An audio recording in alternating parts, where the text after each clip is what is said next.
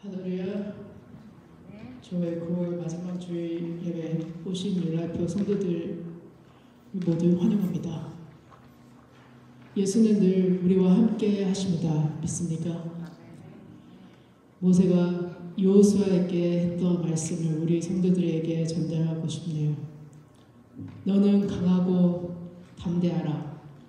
여호와 그가 내 앞에서 가시며 너와 함께 하사 너를 떠나지 아니하시며 버리지 아니하시리니 너는 두려워하지 말라 놀라지 마라. 아멘.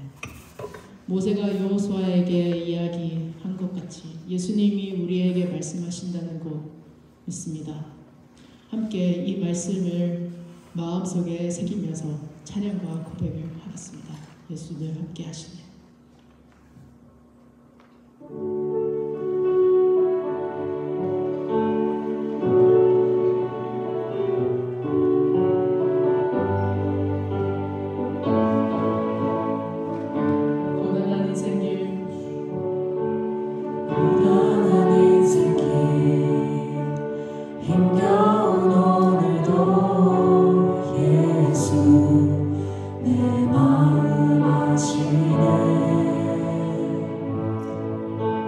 지나간 아픔도 마주할 세상도 예수 내 마음 아시네. 고단한 인생길 힘겨운 오늘도 예수 내 마음 아시네. 지나간 아픔도 마주할 세상도 예수 내 마음 아시네. 믿음의 눈 들어 주를 보리 이 또한 지나가리라. 주어진 내 삶의 시간 속에 주의 뜻 알게 하소서. 하루를 살아도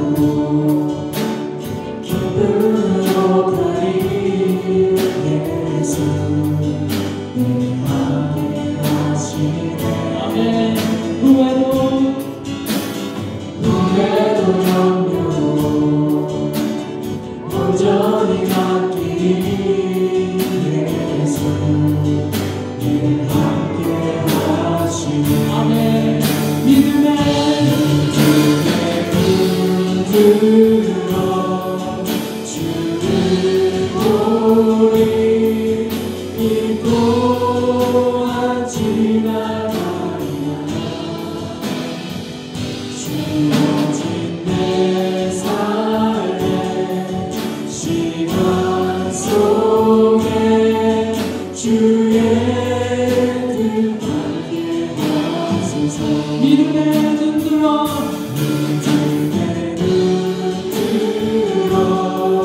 주를 보리 이 또한 지나가리라. 주어진 내 삶의 시간 속에 주의 뜻 알게 하소서.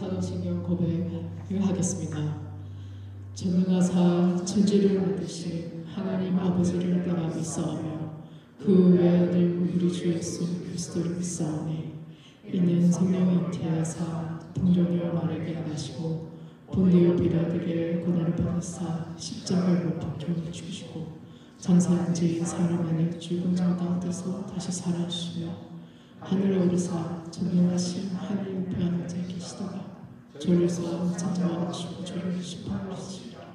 성령 믿사오며 거룩한 공화와 성도와 소원과 통곡과 죄를 사하여 주신 것과 몸이 다시 사는 것과 영원히 사는 것을 믿사옵나이다. 아멘. 하나님의 말씀은 영원하고 광대하십니다. 아멘. 함께 박수치며 찬양하겠습니다.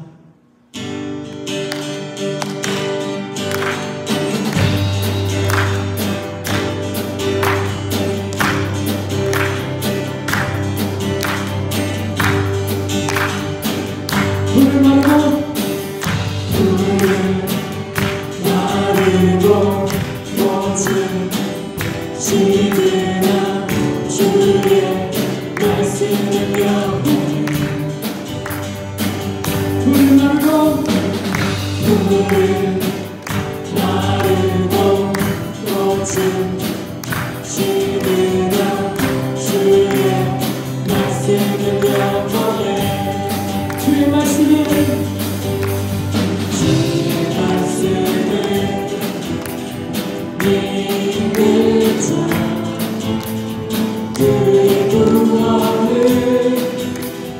얻으리 주의 말씀을 행한 자 그의 능력을 보게 되리라. 주의 말씀은 영원해 주의 말씀은 영원해 아멘. 주의 말씀은 주의 말씀은 영원해 영원해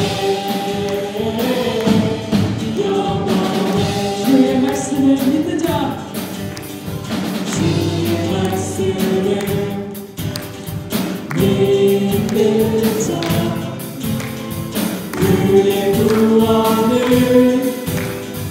얻으리 주의 말씀은 주의 말씀을 행하는 자 행하는 자 그의 능력을 보게 되리라. 아멘. 주의 말씀은 주의 말씀은 영원해 주의 말씀은 영원해 아멘. 주의 말씀은 주의 말씀은 영원해 영원해 영원해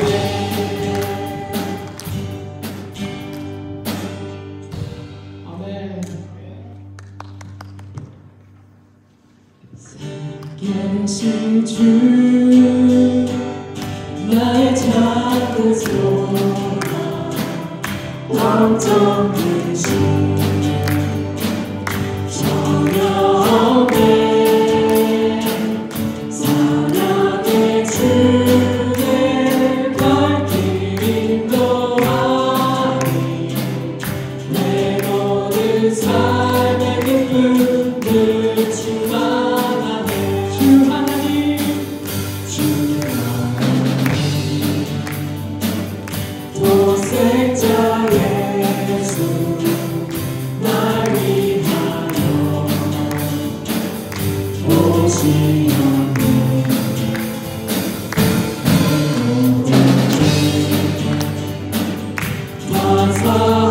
사하시고 죽음에서 부활하신 나의 구세주 살아계신 주 살아계신 주 나의 작은 소망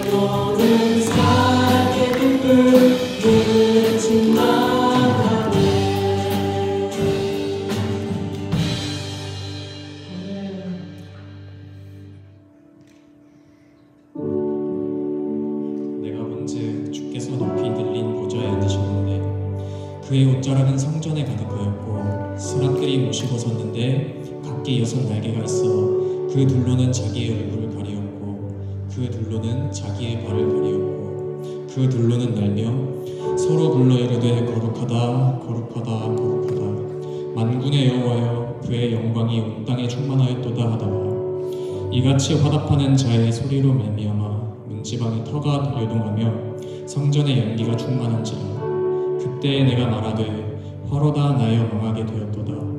나는 입술이 부정한 사람이요 나는 입술이 부정한 백성 중에 거주하면서 만군의 여호와이신 왕을 배웠음이로다 하였더라. 아멘. 함께 찬양하겠습니다. 주님의 보좌 앞에서 간절히 기도합니다. 사랑의 제사 참 예수 날 위해 중보하시네. 주님의 손과 마음에 깊이 새겨진 내 이름 영원한 주의 사랑은 아무도 끊을 수 없네. 아무도 끊을 수 없네. 내 마음 다시 이되며 죄책감에 쌓일 때 내 모든 죄를 사하신 주님을 바라봅니다. 죄 없는 주님 죽으사 날 자유케 하심으로 공의의 사랑 위에서 날 용서해 주셨네. 날 용서해 주셨네. 부활의 부활의 어린 양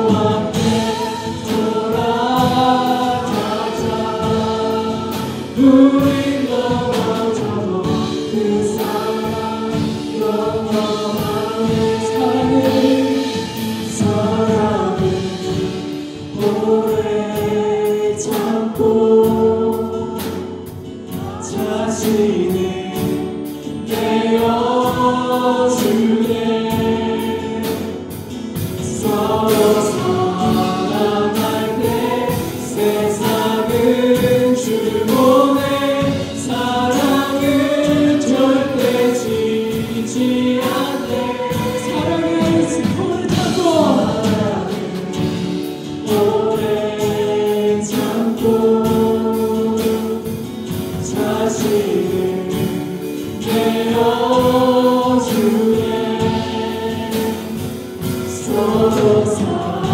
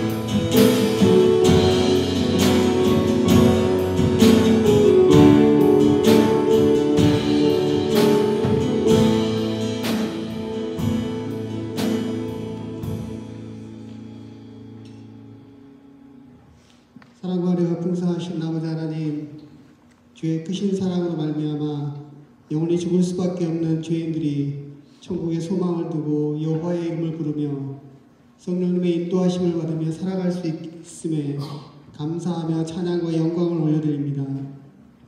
지난 한 주간도 세상 속에서 힘겹게 살아가다가 거룩한 주일을 맞이하여 주님을 사모하는 마음으로 이렇게 주님 앞에 나와 예배를 드립니다.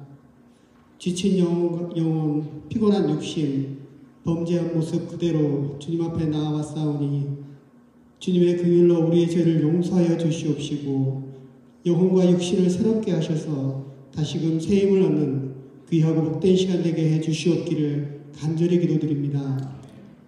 주님이 세우시고 이제까지 인도해 주신 우리 교회를 기억하여 주셔서 우리 교회가 믿지 않는 영혼, 죽어가는 영혼을 먼저 돌아보고 그들을 마음 깊은 곳에서부터 사랑으로 보듬을 수 있는 교회와 성도들이 되게 해 주시옵소서. 위로받기를 기대하기보다는 내가 먼저 다른 사람을 위로하고 몸과 마음이 연약한 자들에게 먼저 손을 내밀 수 있는 여유를 갖게 하여 주시옵소서. 비록 몸은 건강하지 못할지라도 주님을 사랑하는 마음으로 최선을 다해 주님을 섬기는 성도들을 기억하여 주셔서 지금보다 더 나은 건강을 허락하여 주셔서 더 많이, 더 열심히 주님의 일을 감당하며 주님의 사랑을 세상에 널리 증거하는 주님의 제자들이 다 되게 해 주시옵소서. 주님의 자녀들을 기억하여 주셔서 예수님처럼 지혜와 키가 자라며 하나님과 사람들에게 더욱 사랑받게 해 주시옵소서. 주님의 일을 하고 주님 앞에 나와 예배드리는 시간만큼 세상 사람들보다 한 발 더 앞서 나갈 수 있도록 은혜를 베풀어 주시옵소서. 근심과 걱정들을 혼자 고민하지 않고 하나님께 맡기고 의지하게 하시고 하나님이 원하시는 길, 하나님께서 예비하신 길이 무엇인지 기대하며 기도하는 우리 아이들이 되게 해 주시옵소서. 교회를 위해 수고하는 주의 일꾼들을 기억하여 주셔서 주님을 위한 수고와 희생이 결코 헛된 것이 아님을 주님께서 증명하여 주시옵소서. 목사님과 전사님이 전하는 말씀을 통해 우리의 영혼이 변화되고 성숙해질 수 있게 해 주시옵소서. 여러 사정과 형편으로 함께 예배드리지 못하는 성도들이 많습니다. 그들이 어디서 무엇을 하든지 항상 하나님을 기억하고 교회에 나와 예배드리기를 소망하는 마음이 가득할 수 있게 해 주셔서 하루속히 다시 이 자리에서 기쁨의 예배를 드릴 수 있게 해 주시옵소서. 오늘 이 시간 이 자리에 성령님께서 함께 해주셔서 우리의 예배가 신령과 진정으로 드리는 예배가 되게 해 주시옵시고 우리 모두 성령 충만함을 받는 귀한 시간 되기를 간절히 소망하며 이 모든 말씀을 거룩하신 예수 이름 받들어 기도드립니다. 아멘.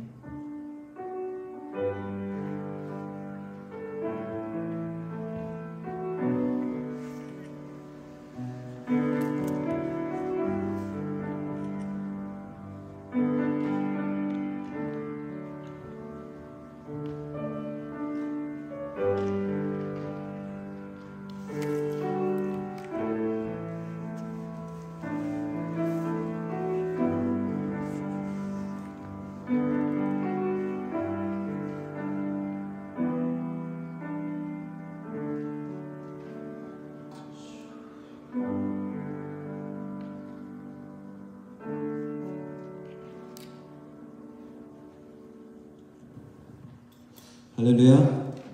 네, 주님의 이름으로 예배 오신 여러분 환영합니다. 좌우로 앞뒤로 인사합시다. 예배 후에 우리 안수직분자 교육 모임이 있습니다. 그리고 다음 주는 나나이모 원주민 선교사에 가고 있는 조혁준 목사님, 선교사님 방문해서 설교 말씀 전하시도록 하겠습니다. 다음 주는 또 특별히 성경원금 작성하셔서 또 준비해 주시면 같이 힘을 합해서 또 성교비로 또 선교사님께 전달해 드리도록 하겠습니다. 그래서 다음 주는 또 성교에 헌신하는 마음으로 준비해서 같이 협력했으면 좋겠습니다. 다음 주에 성경원금이 있습니다. 기억해 주시고요. 드리는 헌금 위해서 기도하도록 하겠습니다. 살아계신 하나님 아버지 감사합니다. 주님의 백성들 이 자리에 예배를 사모하여 하나님의 말씀을 사모하여 주님께 우리의 마음과 정성을 드립니다. 하나님, 우리의 마음과 정성이 하나님 앞에 온전히 주님이 원하시는 마음으로 드려질 수 있도록 도우시고, 하나님의 생각과 마음이 우리를 다스려 주시고, 우리의 몸과 마음이 주님께 온전히 드려질 수 있도록 도와주옵소서. 하나님, 상한 마음 가운데 있는 자들 하나님 위로하여 주시고, 두려움과 걱정 가운데 있는 자들 하나님이 위로하시고 새 힘을 허락하시고, 하나님이 주시는 담대한 가운데 일어날 수 있도록 도와주옵소서. 하나님, 우리의 마음이 주님 앞에 정리되지 못한 혼란한 가운데 있다면 하나님 함께 하셔서 하나님이 주시는 생각과 마음으로 우리의 마음이 바로 설 수 있도록 하나님 인도해 주시옵소서. 하나님의 고침이, 하나님의 새로워지심이 우리 가운데 함께 해주시는 귀한 예배가 될 수 있도록 도와주옵소서.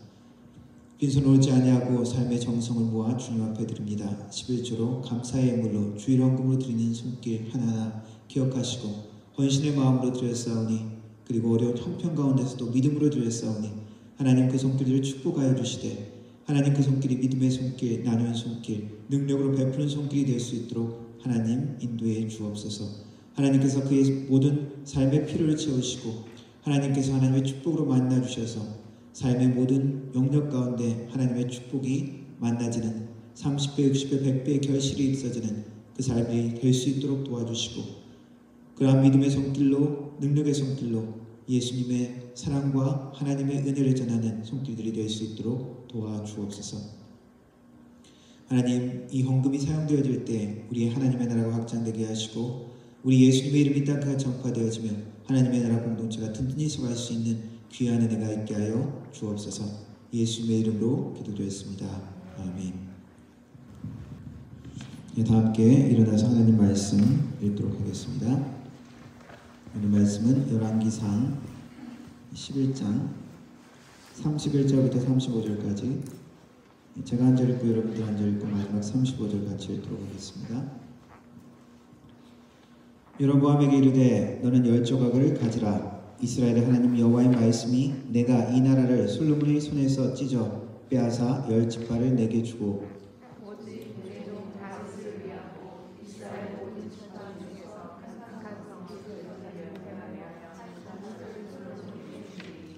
이는 그들이 나를 버리고 시돈 사람의 여신 아스타롯과 모압의 신 그모스와 암몬 자손의 신 밀곰을 경배하며 그의 아버지 다윗이 행함 같지 아니하여 내 길로 행하지 아니하며 나 보기에 정직한 일과 내 법도와 내 율례를 행하지 아니함이니라.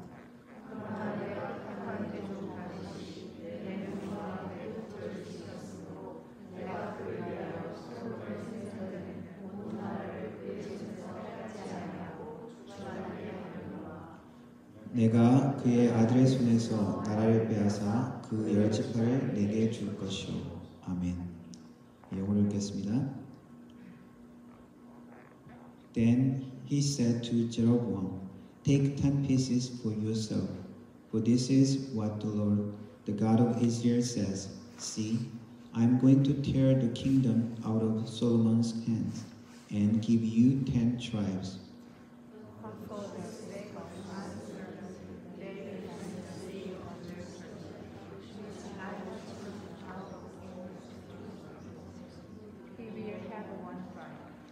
I will do this because they have forsaken me and worshipped Ashtaroth, the goddess of the Sidonians, Chemosh, the god of the Moabites, and the Molech, the god of the Ammonites, and have not walked in obedience to me, nor done what is right in my eyes, nor kept my decrees and laws, as David, Solomon's father, did.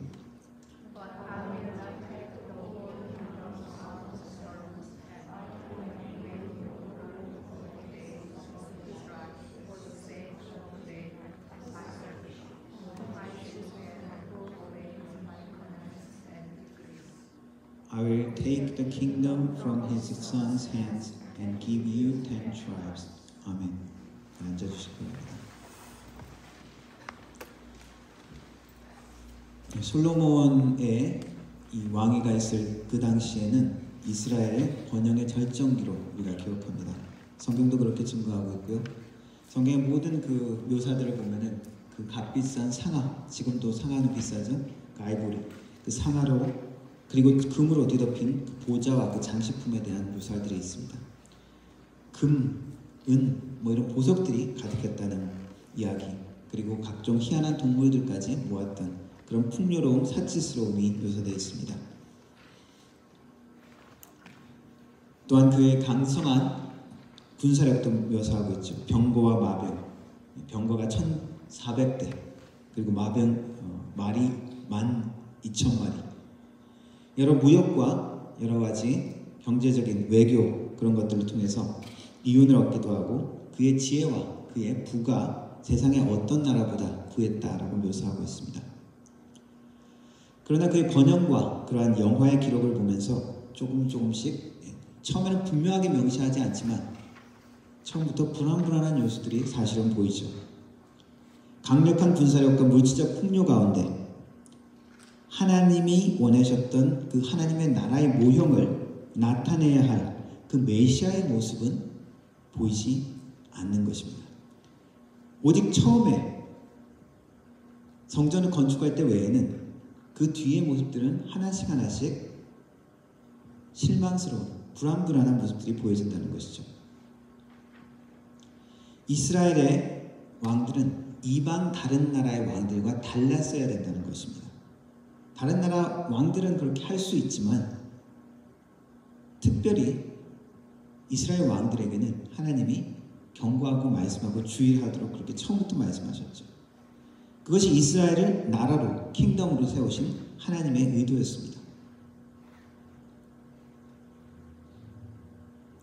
달라야 함에도 불구하고 이방 다른 주위의 가나안의 모든 나라들과 똑같이 가버린 것입니다. 처음부터는 안 그랬죠. 처음에는 솔로몬은 하나님의 사랑, 여호와 하나님을 사랑해서 성전까지 지었습니다. 왕국이 강성해지면서 주변 나라를 힘으로 복속하고 더 이상 전쟁이 없는 힘으로 평화와 번영의 시대를 이루었죠. 강력한 힘과 군사력을 바탕으로 평화를 이룬 것입니다. 팩스 로마나, 로마에 의한 평화 어떻습니까? 힘으로 그렇게 이룬 것이죠. 그만큼 솔로몬은 그러한 재물적인 부분뿐만 아니라 강력한 힘도 가지고 있었다는 것이죠. 솔로몬의 제국이라고 묘사를 하기도 하는데, 제국이라 하면은 한 나라가 아니라 여러 민족과 다른 나라들에게 영향력을 미치는 그런 상태를 이야기하는 것이죠. 그런 민족들이 다 합해진 것을 보통 제국이라고 합니다. 솔로몬 때도 주변의 작은 나라들을 복속시켰고 그 나라로부터 조공, 재물도 바치게 했던 식민지화한, 말하자면 그런 제국적인 형태가 나타났습니다. 그럴 정도로 강성하고 그럴 정도로 부유했다는 것이죠. 그러나 정치적으로 무리한 그러한 확장, 건축 사업도 많이 일으켰고요. 그런 것들은 반발을 일으킵니다. 성경에는 이 모든 것들의 근원적인 원인을 솔로몬이 하나님에서 마음을 떠나고 배반한 것을 이유로 들고 있습니다. 모든 물리적인 현상, 정치, 경제적인 상황 때문에 그렇게 불안한 요소가 됐다고 설명할 수 있지만 성경은 영적인 현실을 설명하고 있죠. 솔로몬의 문제는 하나님의 성전을 없애버리고 거기에서 제사를 못 지내게 한 것이 아니라 성전은 그대로 있었습니다. 그런데 그 땅, 가나안 땅의 신들도 섬기기 시작한 것이죠.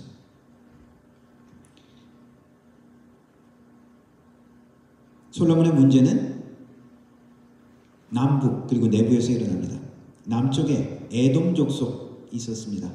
남반부에 에돔 족속, 야곱과 에서 할 때 그 에서의 후손이죠. 에서의 족속인 에돔 족속이 있었습니다. 다윗 때 요압 장군이 가서 그 에돔 족속을 정벌할 때 그 에돔 남자들을 거의 말살시키는 이야기가 나옵니다. 그때 도망갔던 왕 중에 한 사람, 이집트로 망명 갔던 하맛이라는 인물이 있습니다. 그 하맛은 이집트에 가서 이집트 왕 파라오의 신임을 얻고 이집트의 왕과 딸과 결혼하면서 그의 가족이 되어집니다. 그리고 솔로몬을 견제하는 세력으로 남아있게 자라나게 되어집니다. 이집트, 강력한 그 당시 강대국이었죠. 솔로몬도 이집트와 전쟁한 것이 아니라 이집트의 공주와 결혼하면서 평화조약을 맺었죠. 또 북쪽으로는 르손이라는 인물이 다마스커스를 중심으로 세력을 키웁니다. 그리고 시리아 지역을 중심으로 아람 왕국을 강력하게 다시 강하게 합니다. 그래서 솔로몬을 견제하고 대적하죠. 솔로몬은 많은 그 내부의 건축 사업을 했는데 그 건축 사업을 하는 가운데 여로보암이라는 젊은 아주 인물이 있었습니다. 아주 부지런히 열심히 일을 잘했기 때문에 그를 신임하고 그를 감독관으로 세웁니다.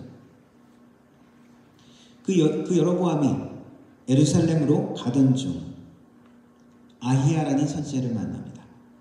그 선지자는 여로보암을 만났을 때 자기 겉옷을 내서 그 옷을 12조각으로 찢습니다. 그리고 10조각을 주면서 예언하죠. 그것이 오늘 읽은 본문의 말씀입니다. 이 여로보암은 느밧의 아들 여로보암이라고 소개되어져 있고 에브라임 족속입니다. 그리고 여로보암에게 사명을 주죠. 너는 10조각을 가져라. 이스라엘 하나님의 여호와께서 솔로몬에게서 이 10지파를 빼앗아 내게 줄 것이다. 그리고 솔로몬의 자손에게는 한 지파만 남겨둘 것이다. 유다 지파를 이야기하는 것이죠. 그리고 베냐민 지파도 함께 있었는데 베냐민 지파는 소수였기 때문에 유다 지파에 그냥 흡수되었다고 보면 됩니다. 왜 이렇게 되었습니까? 33절에 오늘 이야기하고 있죠. 이는 그들이 나를 버리고 시돈 사람의 여신 아스다롯과 모압 신 그모스와 암몬 자손의 신 밀곰을 경배하며 가나안 땅의 신들을 예배하고 받아들이기 시작했습니다. 가나안 땅의 신들은 무엇입니까? 이미 지금 정복하고 복속하고 이긴 나라들인데 보통 어떤 나라와 전쟁을 해서 패하게 되면 그 나라의 신이 이겼다 해서 그 나라의 신을 섬기게 되는 그런 경우가 많죠. 그런데 솔로몬은 그렇게도 하지 않았는데 오히려 강성함으로 영향력을 미쳤음에도 불구하고 그 나라의 신들을, 그 땅의 신들을 섬기는 겁니다. 그모스, 밀공 이러한 신들은 자기의 자녀를 불에 태워서 제물로 바치는 그러한 신들인데 그러한 신들을 섬기는 겁니다. 그리고 말씀합니다. 아히야 선지자는 그는 아버지 다윗의 행한 같이 아니하여 내 길로 행하지 아니하며 나 보기에 정직한 일과 내 법도와 율례를 행하지 아니함이니라.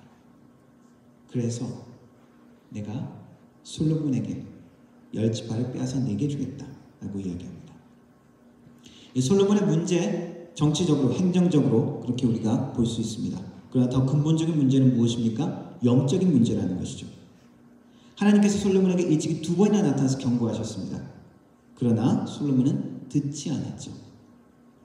아내들을 처음부터 몇백 명 그렇게 가졌을까요? 처음에는 이집트 왕 공주 처음에 아내였죠. 하지만 아내를 하나, 둘, 셋 몇백 명까지 왜 그렇게 했을까? 부를 쌓기 시작했고 군사력을 쌓기 시작했습니다. 성경 보면은 영어 성경을 accumulate, 마병을 이렇게 막 모았다라고 표현하고 있습니다. 막 쌓아놓는 거죠.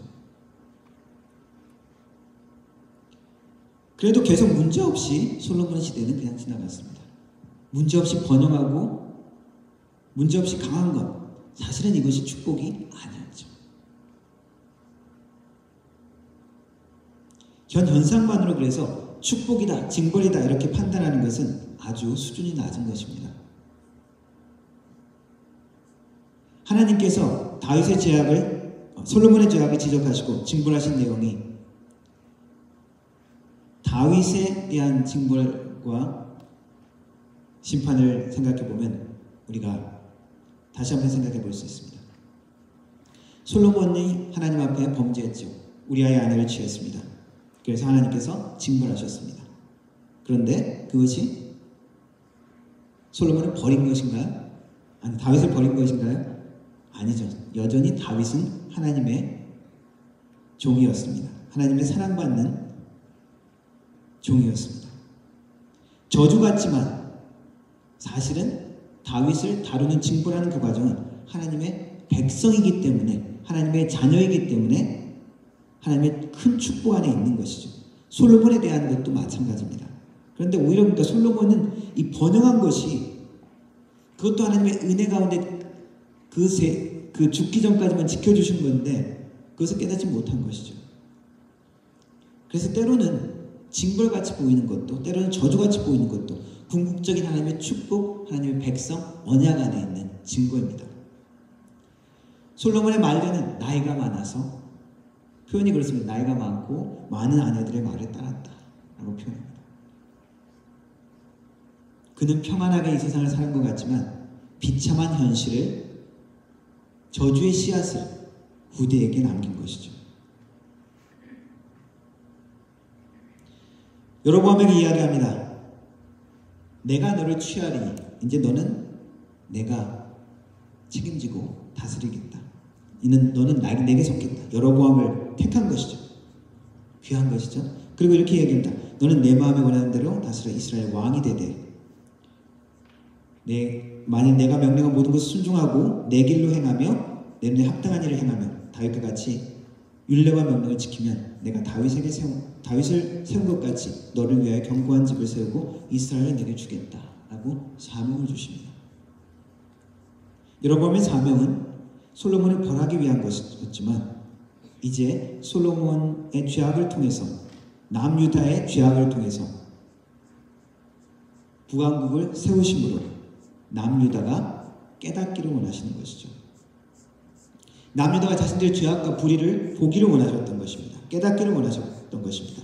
여로보암을 통해서 북이스라엘, 요셉의 자손이죠.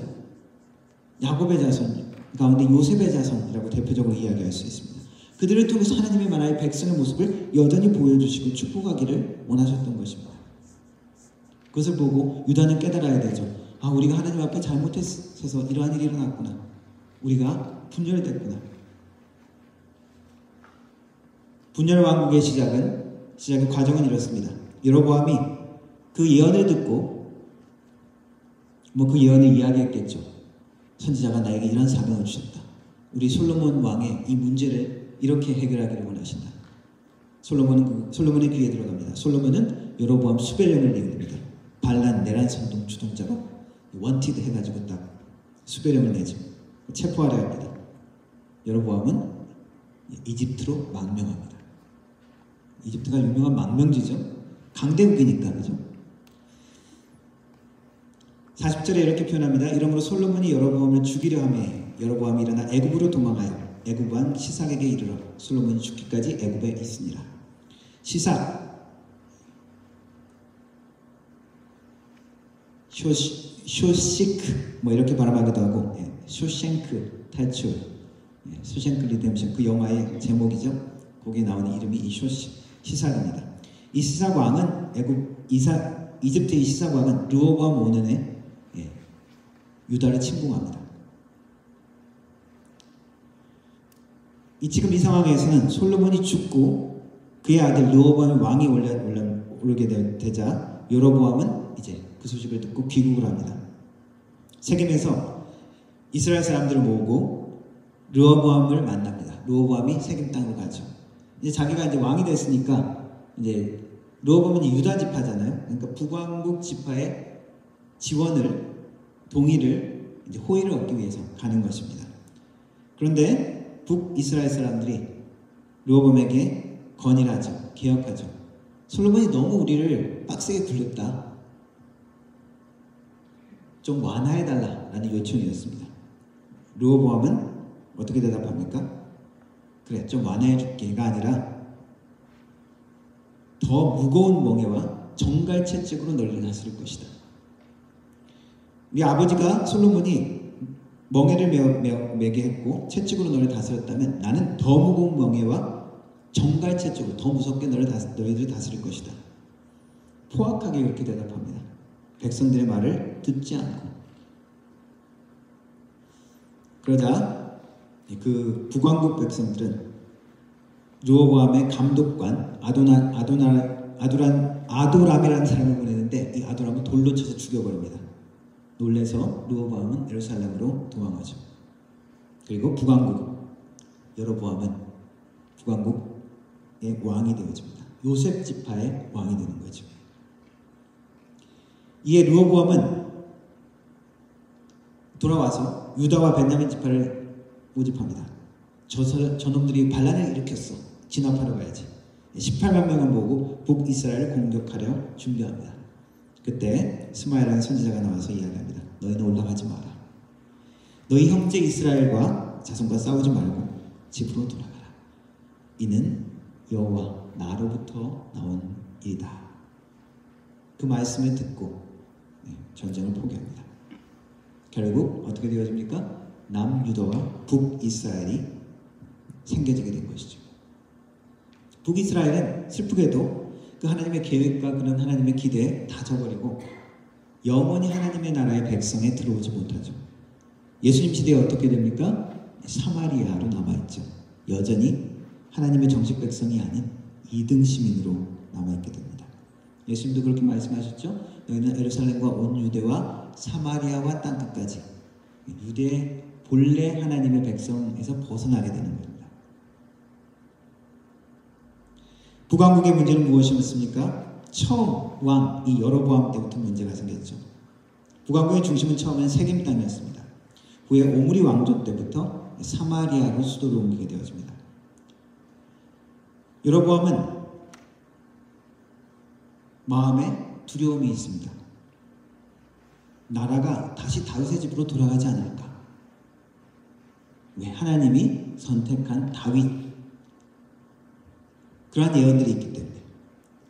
만일 이 백성들이 예루살렘에 가서 예배하고 그 성전에서 제사드리고 그러면은 나중에 그 예루살렘을 중심으로 한 르호보암에게 다 마음을 빼앗겨서 나를 죽이고 돌아가지 않을까? 그러한 두려움이 있었습니다.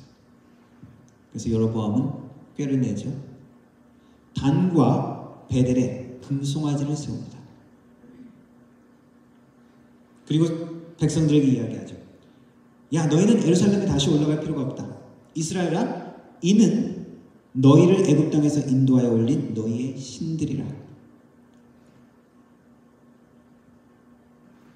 무슨 얘기입니까? 갑자기 금송아지를 가지고 너희를 이집트 땅에서 인도해낸 너희 하나님의 나라로 이야기하고 있는 것이죠. 이로부터 북왕국 이스라엘은 시작부터 우상숭배를 하게 되는 것입니다. 뿐만 아니라 그것을 시작으로 산당을 짓고 레위 자손이 아닌 다른 백성들로 제사장을 삼습니다. 그리고 유다의 절과 비슷하게 제단을 만들고 제사를 지내게 되어집니다. 단과 브렛을 말했습니다. 북왕국 사람들이 예루살렘으로 올라가지 못하게. 금송아지는 소를 모양 소죠. 소를 숭배하는 그러한 모습은 근동 거기에 많은 나라들의 소 모양을 한 신들이 있었습니다. 이집트의 아피스 신도 그렇고요. 소는 당시의 농경사회의 중심인 당시의 고대사회의 풍요 그리고 힘을 상징했습니다. 금송아지 성경에 어디에 처음 나옵니까? 출애굽. 모세가 십계명을 받을 때 시내산에 있을 때 백성들이 아론에게 요구하죠. 왜 모세가 빨리 안 오느냐고, 우리를 버려둔 거냐고, 죽은 거 아니냐고. 아론이 그래서 만들어주죠. 금송아지. 이는 너희를 이집트 땅에서 인도하여낸 너희 하나님이다. 하나님을 믿지 말라고 얘기한 게 아니에요. 그죠? 그 하나님을 형상으로 만들었을 뿐이죠. 이집트 땅에서 너희들을 구원하신 그분이 이 송아지다. 하나님을 부정한 것이 아니었는데 뭐가 문제입니까? 우상을 만든 것이죠. 왜 하나님은 우상, 형상을 만들지 말라고 했을까? 우리 사람들은 눈에 보이는 것을 잘 믿죠. 눈에 내가 봤으니까. 만져질 수 있는 것을 선호합니다. 우상을 만들면 거기에 숭배하고 섬기기가 더 좋을 것 같은데, 물론 성막과 지성소, 언약궤 같은 것들이 있었습니다. 거룩한 물품을 하나님의 임재를 상징하는 것을 허용하긴 했습니다. 그러한 최소한으로 만들었죠. 이 땅에 있는 어떤 형상이나 그런 것을 흉내내지 않게 최소한으로 이렇게 만들었습니다. 왜 이렇게 하셨을까? 그냥 그 금송아지 하나님이라고 섬기면 안 될까? 하나님을 배반한 것도 아닌데. 하나님을 형상, 어떤 이미지로 만드는 순간 하나님은 제한되는 것이죠. 내가 만들 수 있고 내가 볼 수 있고 내가 만들 수 있는 이미지가 되는 순간 그것은 하나님이 아닌 것입니다. 피조물이 하나님이 되는 것입니다. 하나님을 피조물의 제한적인 그 형태로 깎아내리는 것이죠. 별것 아닌 것 같지만 중요한 것이죠. 이것이 십계명의 두 번째 계명입니다. 나에 대한 어떠한 형상도 만들지 말라. 아주 중요한 명령이라는 것이죠.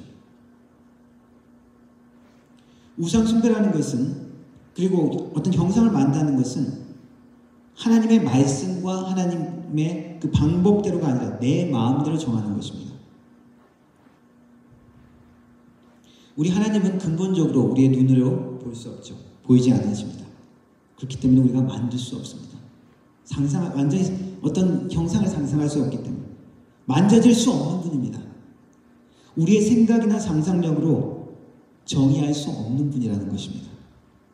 우리가 딱 정의를 하는 순간 하나님은 이래, 하나님은 요래 라고 그런 어떤 형상을 만드는 순간 하나님은 이래, 내가 하나님에 대해서 이해했어, I understand fully, 그런 순간 그것은 우상으로 떨어질 위험이 있다는 것입니다.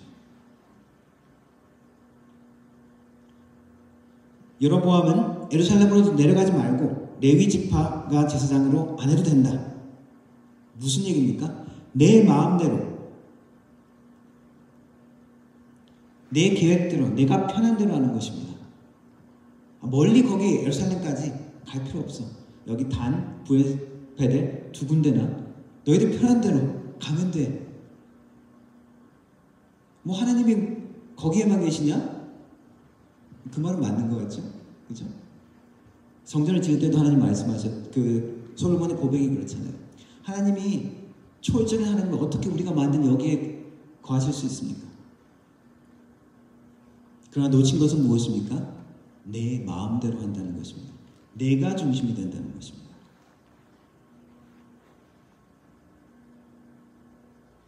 솔로몬은 왜 우상을 만들었습니까?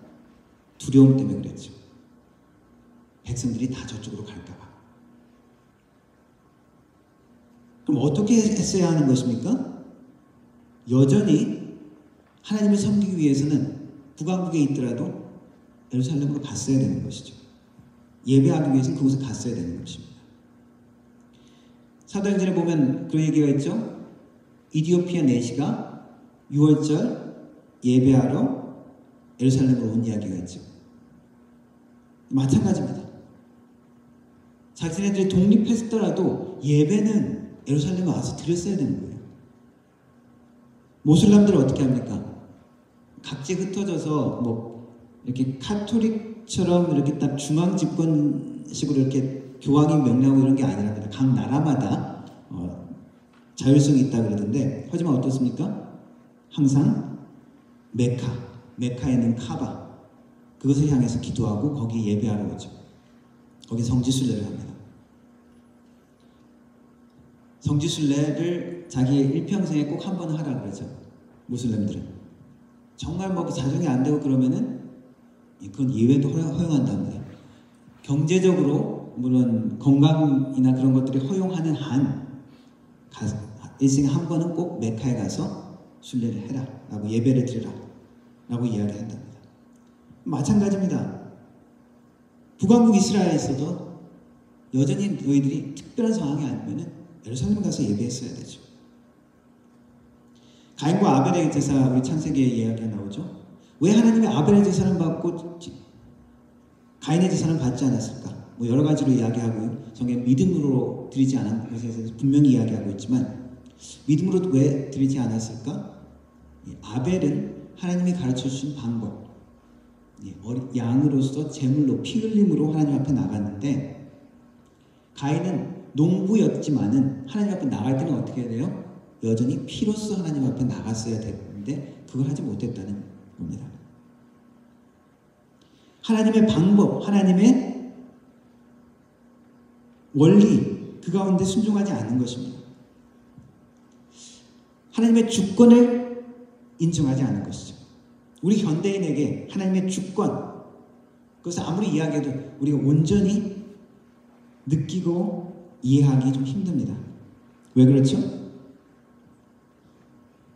우리는 왕정시대에 살고 있지 않습니다. 민주화된 사회에 살고 있습니다. 대통령도 우리가 욕할 수 있잖아요. 왕이 없는 시대입니다. 권위를, 그러니까 절대적인 권위를 인정하지 않는 시대죠. 부모님들이 권위 있습니까? 그죠? 함부로 하면 안 되죠. 학교 선생님들 권위 있습니까?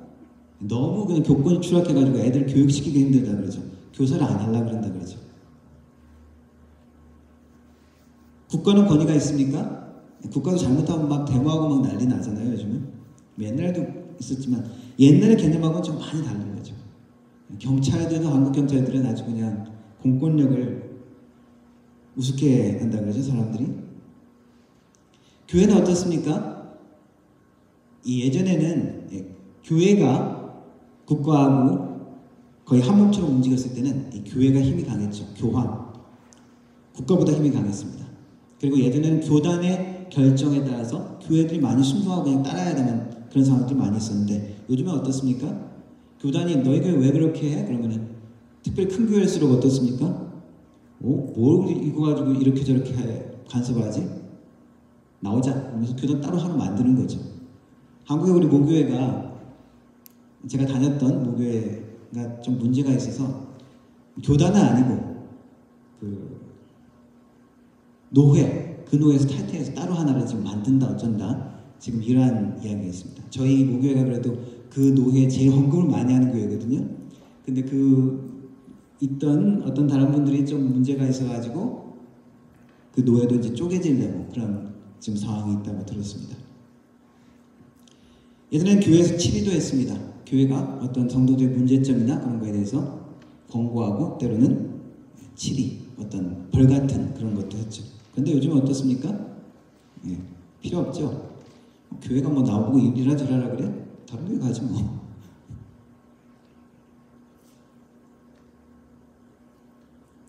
우리 현대인들의 물론 우리가 잘못된 권위 때문에 잘못된 권력 때문에 거기에 대한 혐오감이 너무 크죠. 그러나 우리가 하나님의 주권, 하나님이 우리의 삶의 주인 되신다는 것을 우리는 날마다 되새겨야 됩니다. 요즘은 기도할 때 어떻게 기도합니까? 하나님께 나아가는 거잖아요. 왜 쉽게 기도하죠? 꼭 교회 가서 기도하는 것만 하나님이 듣지 않으시잖아. 그죠? 집에서 기도해도 되고 기도 시간에 꼭 무릎 꿇고 기도해야 돼? 무릎 안 꿇고 기도해도 되죠.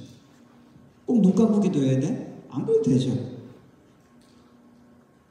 뭐 꼭 그렇게까지 해야 돼. 그렇죠.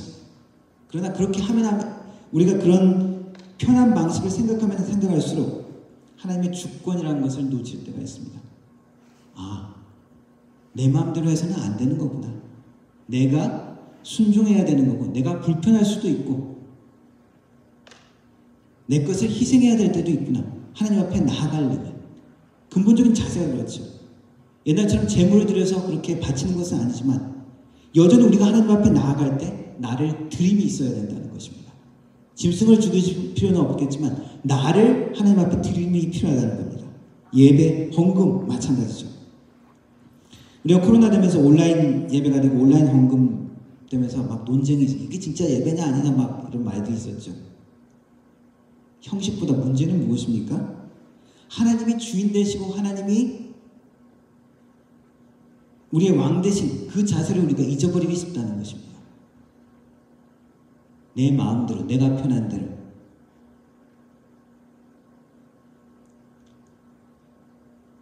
우리의 편의 때문에 하나님의 주권을 잊어서는 안 됩니다. 여로보암의 문제는 또 한편으로는 두려움이라고 할 수 있었죠.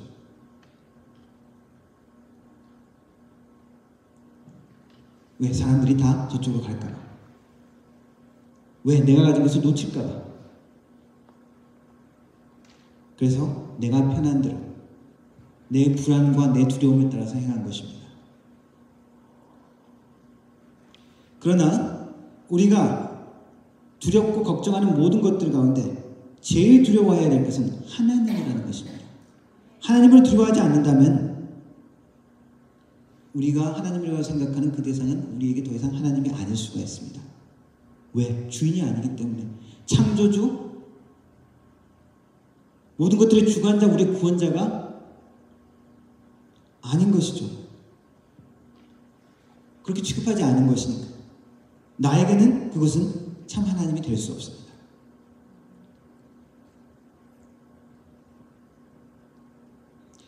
하나님보다 더 두렵게 느껴지는 것들이 있습니까? 그런 것들이 있다면 하나님 앞에 내어놓고 하나님을 두려워해야 합니다. 하나님이 얼마나 두려우신 분이신지 우리가 다시 한번 되새겨야 합니다.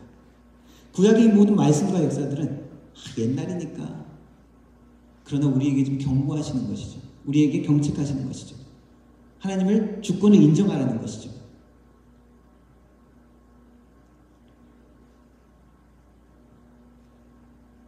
여로보암에게 하신 말씀이 이렇습니다. 내가 너를 취하리니 너는 내 마음에 원하는 대로 다스려 이스라엘의 왕이 되되 네가 마음대로 하라.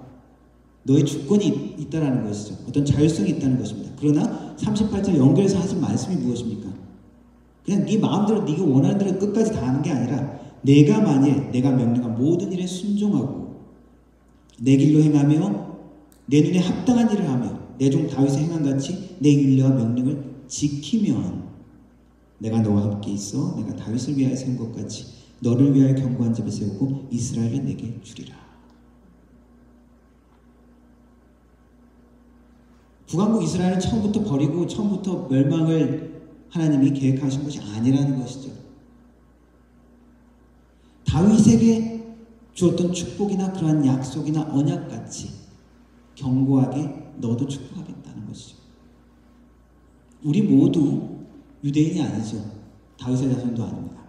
그러나 우리는 주님께 순종하고 주님이 나의 구원자이고 나의 죄의 해결자 되심을 믿을 때 우리는 어떻습니까? 우리가 아브라함의 자손이 되는 것이고 우리가 다윗처럼 하나님의 왕권을 이 땅에 행사할 수 있는 메시아로 살 수 있는 기회가 주어지는 것이고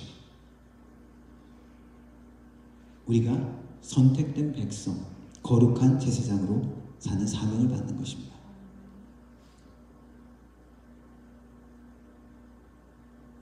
하나님은 우리에게 축복을 주시길 원하십니다.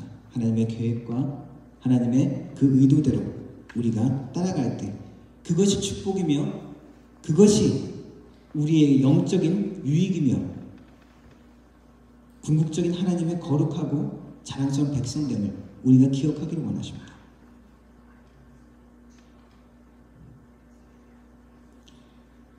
하나님의 이러한 약속이, 축복의 약속이 우리의 삶에도 주어졌음을 우리가 기억하기를 원합니다. 다윗을 위하여 세운 것 같이 너를 위하여 견고한 집을 세우리고 이스라엘을 내게 주리라. 왕 같은 그런 축복을 우리에게도 약속하신 것입니다.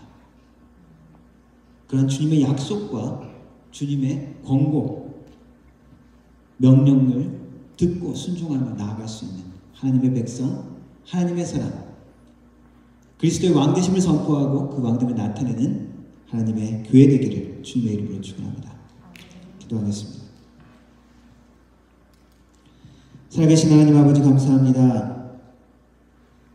하나님께서 이스라엘의 왕들을 세우시고 그 왕들을 통하여 하나님의 나라의 축복과 하나님의 나라의 그 권위와 능력들을 행하게 하심을 기억합니다.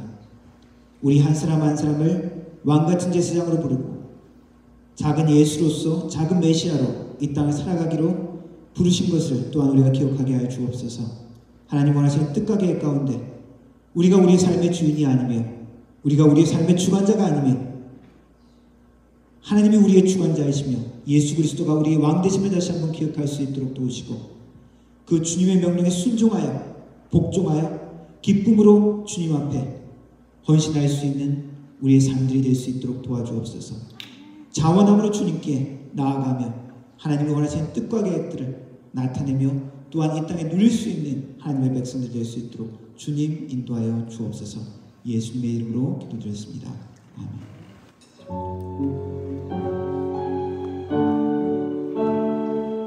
함께 찬양하겠습니다. 여호와께 돌아가자.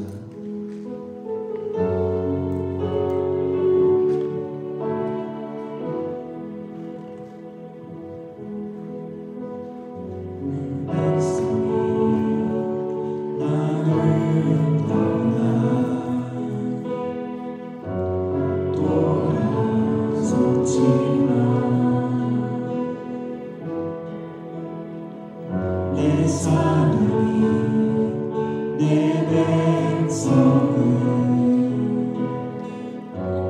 보기 못하니 내 모든 것 내어주고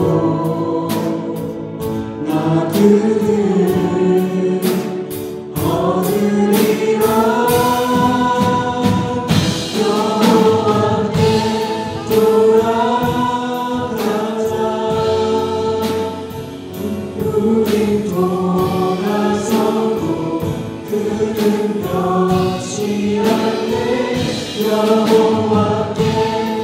돌아가자.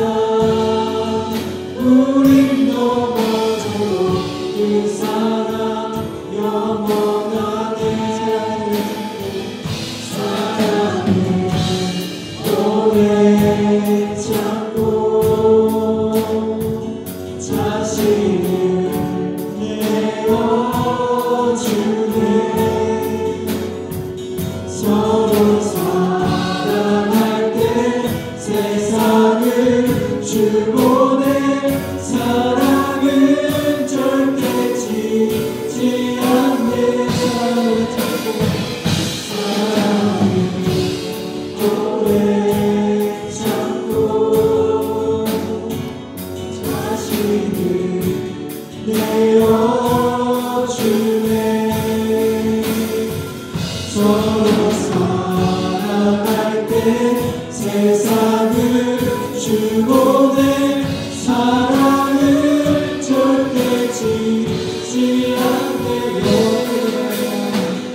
여호와께 돌아가자. 우린 돌아서도 그는 변치 않네.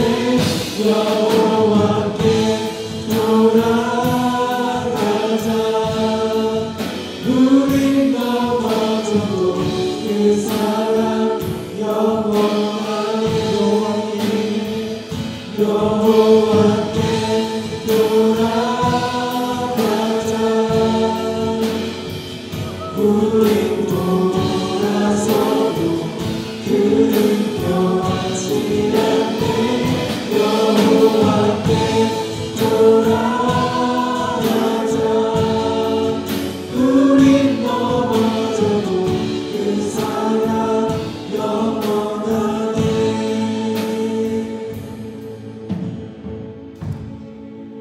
지금은 우리 주 예수 그리스도의 은혜와 성부 아버지 하나님의 놀라우신 사랑과 성령 하나님의 위로 교통 충만하심이 세상의 모든 것들보다 여호와 하나님만을 두려워하며 하나님이 우리의 삶의 왕 되시고 주인 된 것을 다짐하는 그 뜻에 순종하기를 다짐하는 머리 숙인 모든 성도들 머리 위에 그 가정과 일터위의 교회 위에 영원 무궁토록 함께 하실지어다. 아멘.